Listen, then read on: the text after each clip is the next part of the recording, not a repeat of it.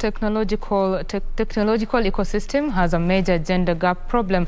Gender diversity is a major problem, with the sector being dominated by men. However, despite these yawning gender gaps, some female tech professionals continue to impact the industry remarkably. Today on Tech One, Alan Aoko looks at what it takes to become a female technopreneur, the pitfalls and the opportunities.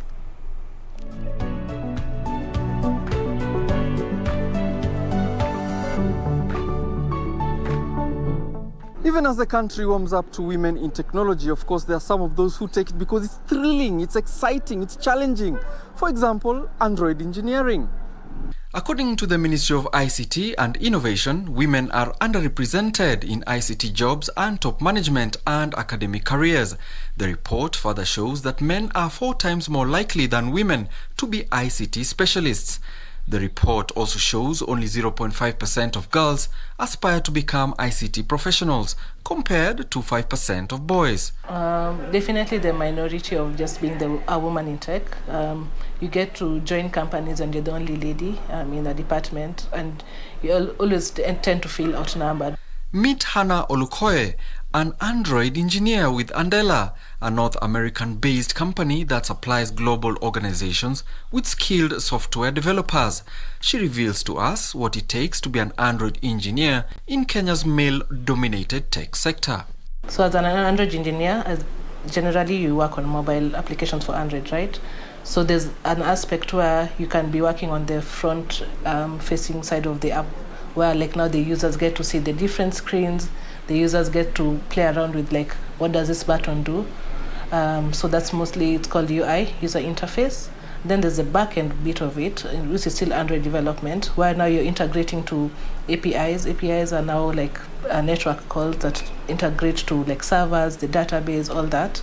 And then now, I think there's also there's the monitoring side of it, but that's still just a tiny section of it. Mobile technology is one of the fastest growing, most important sectors in Kenya's tech industry.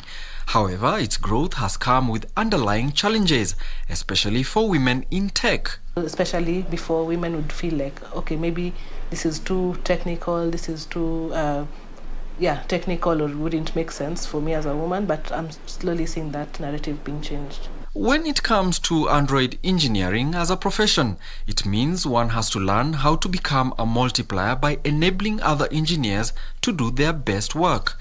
Hannah says she is in the perfect position to make that happen for the wider Android community in Kenya. You can be a mobile engineer and still do iOS development, so you call yourself an iOS engineer. And so in Android as well, there's also many other aspects in it. You can say you're using like frameworks to develop Android applications. And now for me especially, I just use the native programming language for Android. Having worked on several things that make clients' codebase better and safer, including reducing build times, she says that that's not all for her. But how about a budding young girl looking to replicate the same? Right now, I actually do mentorship. I volunteer as a mentor, and also I have mentors who I see, because I've seen the effect that it has for the women in tech. Because just knowing that there's someone out there who's able to guide you or give you just a few tips just to be able to navigate your way, it's quite helpful. And I would say to any young person or even older person who's looking to join this field, it's quite possible. Look for a mentor.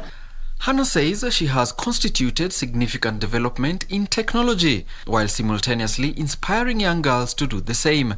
She says through funding, training, leadership and innovation, women in technology will also become synonymous with groundbreaking tech innovations and transformations that have opened to the global community.